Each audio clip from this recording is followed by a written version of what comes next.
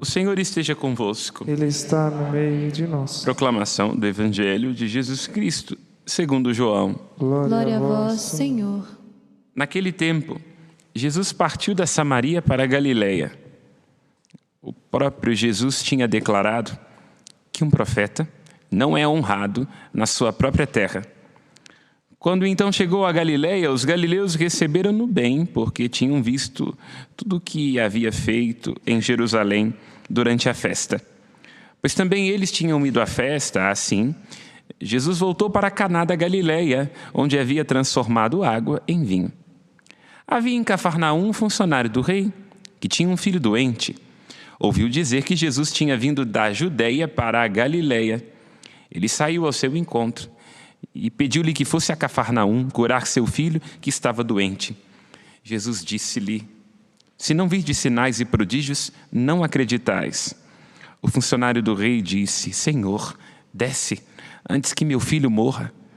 Jesus lhe disse: podes ir, teu filho está vivo. O homem acreditou na palavra de Jesus e foi embora. Enquanto desciam para Cafarnaum, seus empregados foram ao seu encontro, dizendo que o seu filho estava vivo. O funcionário perguntou: a que horas o menino foi melhorado? Que tinha melhorado. Eles responderam: a febre desapareceu ontem, pela 13h. O pai verificou que tinha sido exatamente na mesma hora em que Jesus lhe havia dito: teu filho está vivo. Então ele abraçou a fé, juntamente com toda a sua família. Esse foi o segundo sinal de Jesus. Realizou-o quando voltou da Judeia para a Galileia. Palavra da salvação. Glória a vós, Senhor. Que pelas palavras do Santo Evangelho sejam perdoados os nossos pecados. Amém. Podemos nos sentar.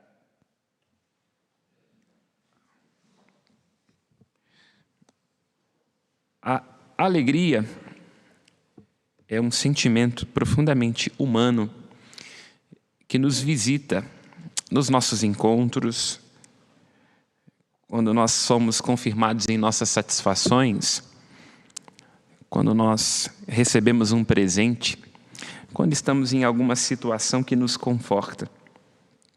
A alegria, portanto, tem um quê de espontaneidade. É algo que invade a nossa alma quando nós estamos diante de pessoas, de circunstâncias, de situações que nos realizam. Contudo, a Escritura dá testemunho de que a maior de todas as alegrias é aquela que se dá quando a alma experimenta a presença de Deus e sabe de Deus ao seu lado, como companheiro das suas jornadas, entende? Porque não raro o que nos tira o entusiasmo e a euforia, que é a alegria imediata, é o fato de que nós nos sentimos abandonados e desencontrados nas nossas expectativas. Nada mais humano do que a inconstância. Como nós cantávamos no Salmo, todos nós experimentamos continuamente o que é sermos arrastados e empurrados pelos nossos sentimentos. De manhã à tarde vem o pranto visitar, nos cantávamos no Salmo, e de manhã nos vem saudar a alegria. A nossa vida é sempre esta constante. Em momentos nós estamos entusiasmados e eufóricos, em outros nós nos deprimimos. Em momentos nós estamos profundamente plenos dos nossos sentimentos e a vida, cada instante da vida parece ser eterno na sua capacidade de nos encantar, o sorriso é espontâneo. Há momentos em que nós nos perguntamos sobre o porquê, sobre qual o sentido, sobre para onde nós estamos indo. Portanto, o homem e uma mulher maduros e sensatos têm que ser capazes de entender que nada mais natural da vida do que a inconstância. E nós não podemos viver ao dissabor dos sentimentos, porque eles vêm e vão. A gente não tem como mandar no que está sentindo. Os sentimentos nos invadem, nos encontram, e este encontro nos vira do avesso. Porque não raro o entusiasmo é um péssimo conselheiro. Já experimentaram decidir alguma coisa importante da vida estando entusiasmado? Há pessoas que se arrependerão o resto da vida por terem se casado por empolgação. Percebam, nós existimos para algo mais do que os sentimentos. Os sentimentos têm que ser companheiros de algo que a gente traz dentro. para que a gente não se perca e não se balance a partir dos nossos afetos. Repito, não é que os sentimentos sejam ruins. Eles são bons e são companheiros da nossa vida para que a gente aprecie. Mas a gente tem que usar dos sentimentos como uma companhia. Em primeiro lugar, da nossa verdade e da nossa estabilidade pessoal. Quer dizer, existe uma pessoa, algo dentro de nós que é para além do sabor e do dessabor, da satisfação e da insatisfação, da confirmação das expectativas ou da decepção de todas elas. E, sobretudo, esses sentimentos têm que nos ajudar a despertar a nós. A alegria que vem da realização, ela serve para que a gente aprecie. E como que um impulso, entende? Nós precisamos nos alegrar para termos um impulso de acordar na segunda-feira, de trabalhar, de estarmos próximos uns dos outros, de planejar uma festa. Assim como também, às vezes, o pranto é muito interessante. O pranto nos limpa os olhos, né? As lágrimas, às vezes, nos limpam os olhos, não só do corpo, mas da alma, para que a gente seja capaz de enxergar aquilo que é importante. O pranto também tem a sua importância, o sofrimento, porque não raro é quando nós sofremos que nós somos devolvidos a nós mesmos. E é um pouco sobre isso que fala também a primeira leitura que nós escutávamos. Se ouvimos com atenção, e é tão difícil estar atento aos nossos ouvidos, nós vemos que o profeta Isaías, que empresta sua boca para Deus, fala que haverá um tempo de recriação. O próprio Deus, tomando por empréstimo a boca do profeta, diz: eis que eu criarei novos céus e nova terra, em que o sofrimento passado será esquecido e não mais deverá voltar à memória. Eu vou criar, farei de Jerusalém uma grande alegria, uma grande exultação. O povo ficará cheio de alegria. Aqui, se observamos bem, nós nos encontramos num momento desafiante da Escritura. O povo judeu viveu a experiência do exílio por volta do ano 597 a.C. até 538. E o exílio foi o grande escândalo do povo judeu. Porque um povo ligado à terra, a terra que era antes de tudo uma promessa que Deus faz a Abraão, a Isaac e Jacó, vê-se arrancado desta terra e levado para um povo desconhecido, para outros deuses, para uma outra cultura. E isto fere profundamente o coração do povo judeu. Imaginem ser arrancado da sua terra, dos seus sonhos, ter o templo destruído. E então Isaías transmite ao povo a profecia do momento do retorno. Tendo passado por todo o sofrimento, por todo o desencanto, a morte de toda a ilusão, o teste da confiança, como nós assim confiamos, quando a nossa alma é dilacerada por uma enfermidade, por uma perda e por uma decepção, e ter a capacidade de manter viva a esperança e de ainda confiar quando tudo parece decepcionar-nos. E é interessante que o profeta fala deste retorno recriando a atmosfera do livro do Gênesis.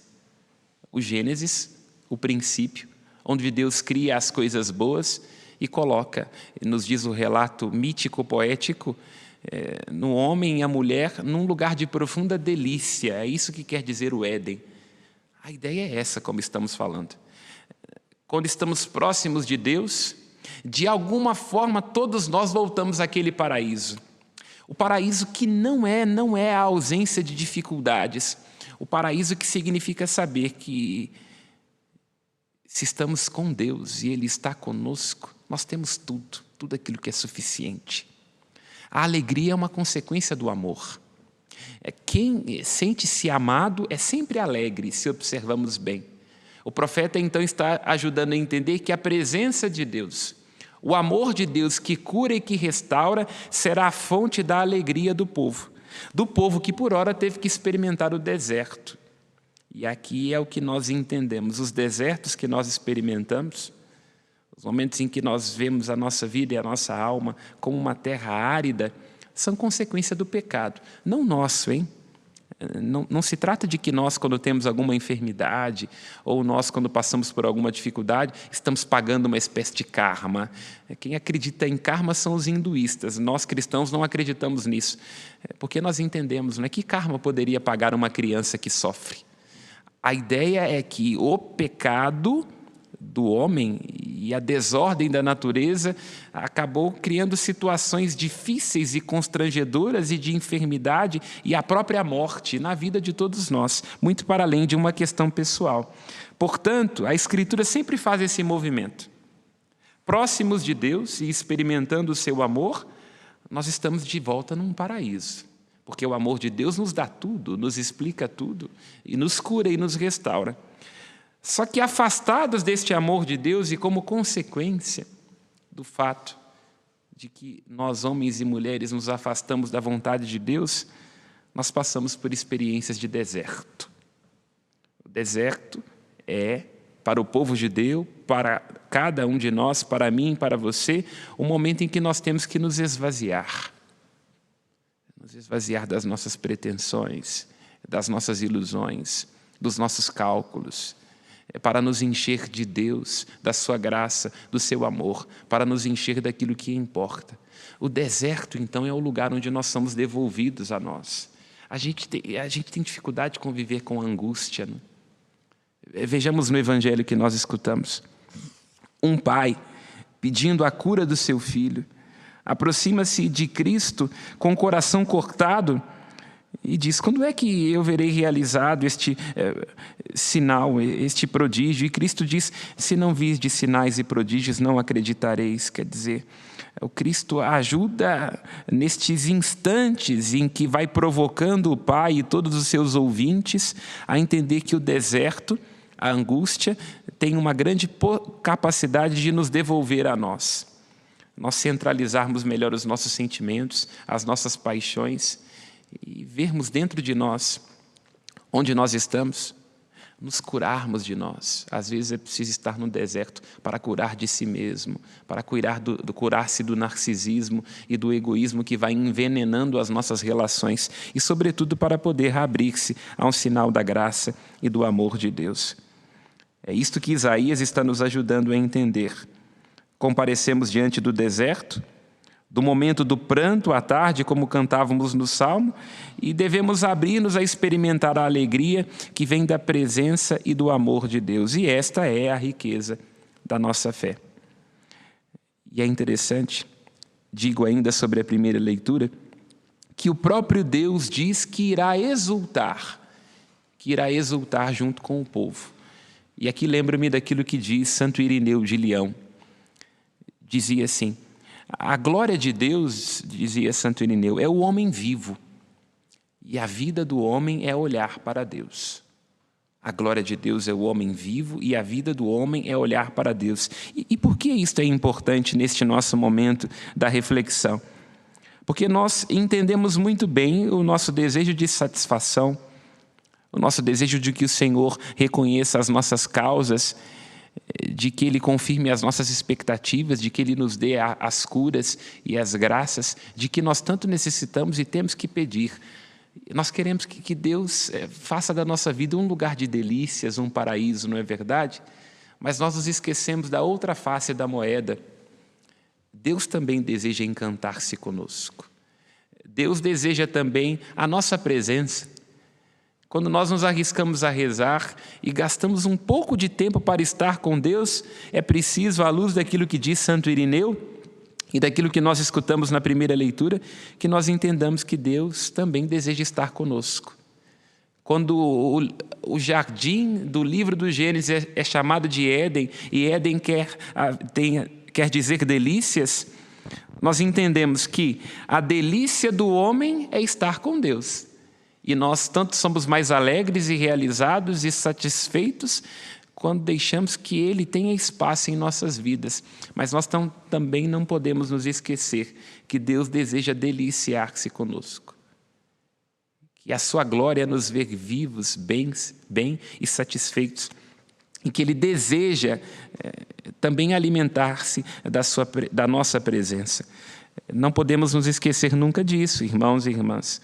de que nós buscamos em Deus a nossa satisfação e, de fato, como diz Santo Irineu, a nossa vida é olhar para Deus, mas também nós devemos enxergar um Deus que deseja estar conosco, deseja saciar-se da nossa presença, porque é próprio de quem ama desejar estar perto.